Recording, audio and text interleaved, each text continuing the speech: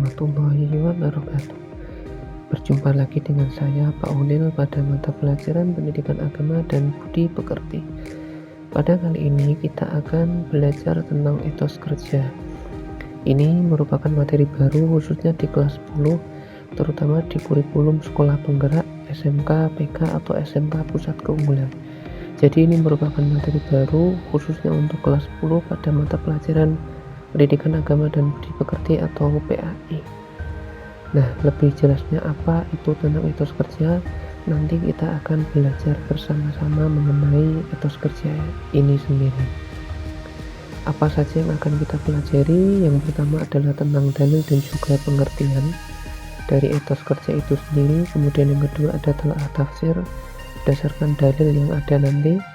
Kemudian yang ketiga ada penerapan dari etos kerja itu sendiri, dan yang keempat atau yang terakhir yaitu tentang manfaat dari etos kerja.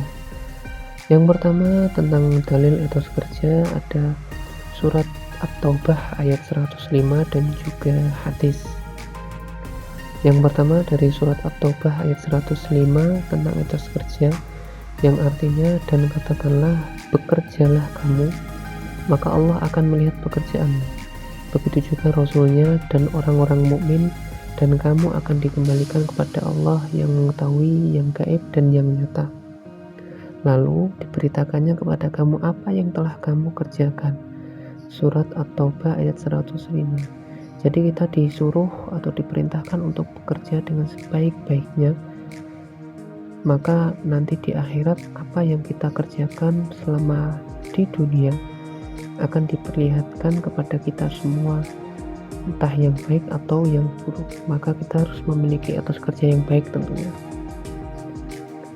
Yang kedua tentang hadis dari etos kerja, dari Abu Abdullah Az-Zubair bin Awam berkata, Rasulullah SAW bersabda, sungguh sekiranya salah seorang di antara kamu sekalian mengambil beberapa utas daging, kemudian pergi ke gunung dan kembali dengan memikul seikat kayu bakar dan menjualnya, di mana dengan hasil itu Allah mencukupkan kebutuhan hidupnya, maka itu lebih baik baginya daripada ia meminta-minta kepada sesama manusia, baik mereka memberi ataupun tidak memberinya. Hadis riwayat Imam Bukhari. Di tentang hadis dari etos kerja hampir sama, yaitu tentang bagaimana kita memiliki etos kerja atau bekerja yang baik. Selanjutnya tentang pengertian dari etos kerja.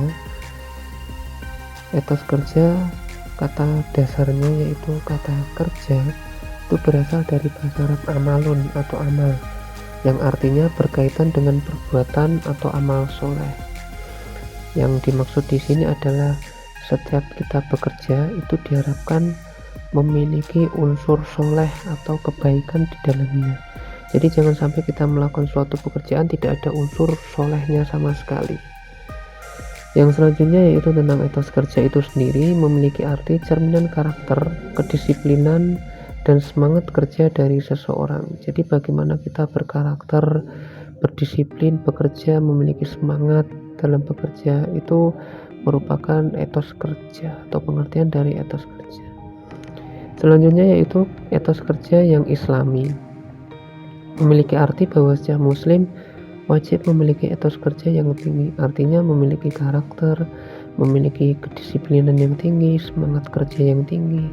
Itu adalah etos kerja yang sesuai dengan karakter orang muslim sejati atau etos kerja yang islami, sesuai dengan tuntunan ajaran agama Islam.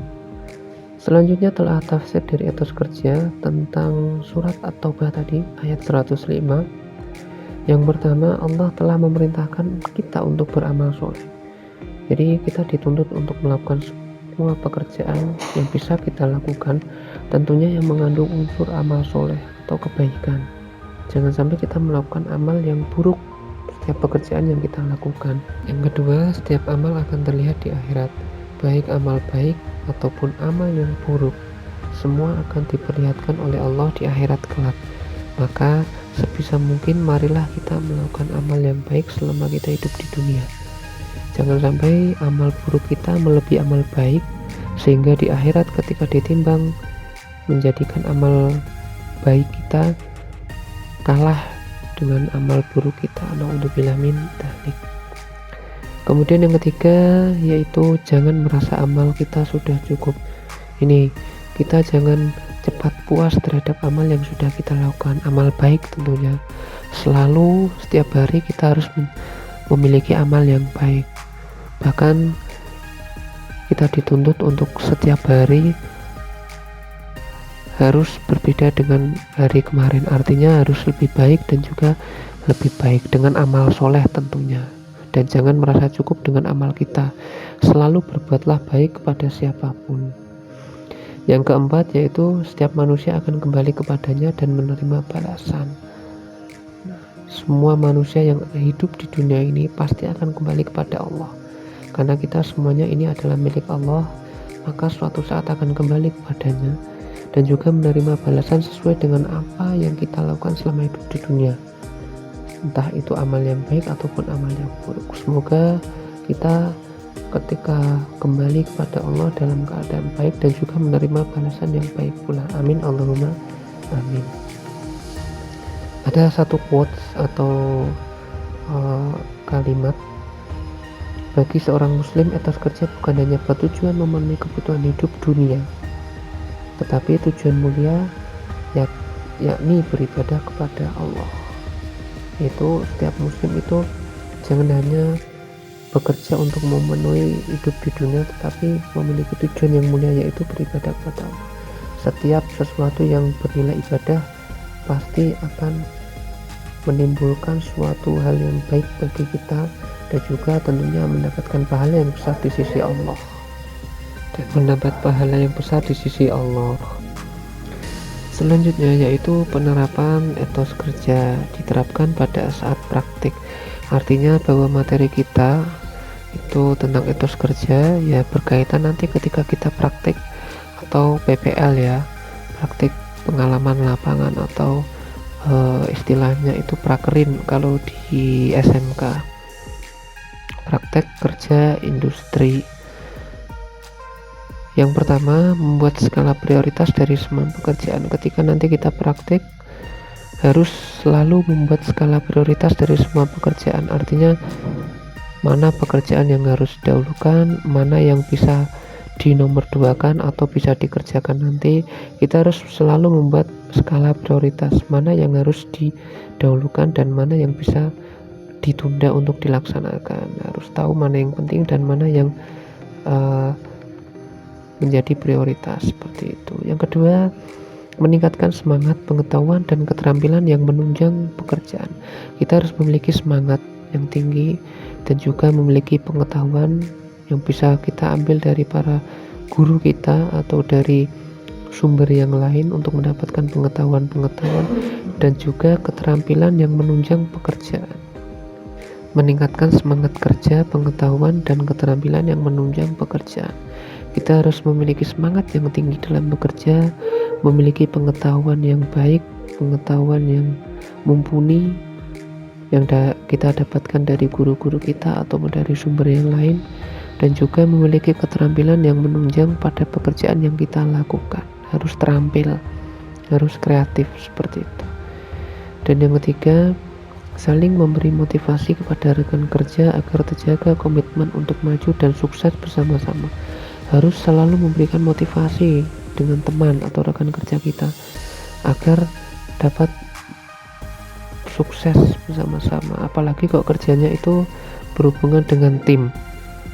Nah, kalau sudah berhubungan dengan tim, maka kita harus saling memotivasi agar timnya itu dapat maju. Yang keempat yaitu menciptakan suasana kerja yang nyaman dan saling menjaga perasaan rekan kerja. Ini harus ya kita lakukan, menjaga agar suasana kerja itu nyaman dengan saling menjaga perasaan rekan kerja. Jangan sampai kita memiliki masalah di rumah atau di dalam keluarga terbawa di pekerjaan kita, nanti membuat kerja tim tidak nyaman dan juga membuat tidak kondusif sehingga pekerjaan yang kita lakukan tidak akan maksimal atau berantakan. Yang kelima yaitu melibatkan teknologi canggih dalam proses pekerjaan. Kita tahu bahwa sekarang itu eranya adalah era digital dan teknologi, semuanya serba praktis, serba canggih, dapat kita lakukan di mana saja dan kapan saja. Maka kita tidak ada salahnya setiap melakukan pekerjaan itu melibatkan teknologi. Selanjutnya yaitu tentang manfaat dari etos kerja. Yang pertama, terbiasa menghargai hasil yang sudah diraih. Kalau kita sudah memiliki etos kerja yang baik, maka kita akan selalu menghargai apa yang sudah kita laksanakan, baik itu hasil yang sudah maksimal ataupun hasil yang belum maksimal. Kita bisa menghargai hasil yang kita dapatkan apapun itu. Yang kedua, dapat menjaga martabat diri sendiri. Sebagai seorang muslim harus memiliki martabat dan juga menjaga martabat. Yang ketiga, melatih sifat tabah, sabar, dan tawakal. Artinya memiliki kesabaran yang tinggi dan juga memiliki sifat tawakal atau berserah diri kepada Allah tentang hasil, terutama ya setelah kita berusaha atau berikhtiar. Dan yang terakhir yaitu wujud pengabdian kepada Allah. Bekerja itu salah satu wujud pengabdian kita kepada Allah. Maka kita mengabdilah dengan sebaik-baiknya, bekerjalah dengan sebaik-baiknya, karena itu merupakan salah satu ibadah kita kepada Allah Subhanahu wa Ta'ala. Oke, terima kasih. Itu yang dapat saya sampaikan. Kurang dan lebihnya saya mohon maaf yang sebesar-besarnya. Sampai jumpa lagi di video selanjutnya. Tetap semangat mengikuti pembelajaran daring. Jangan lupa menjaga kesehatan dan semoga pandemi ini cepat berakhir. Dari saya, Assalamualaikum warahmatullahi wabarakatuh.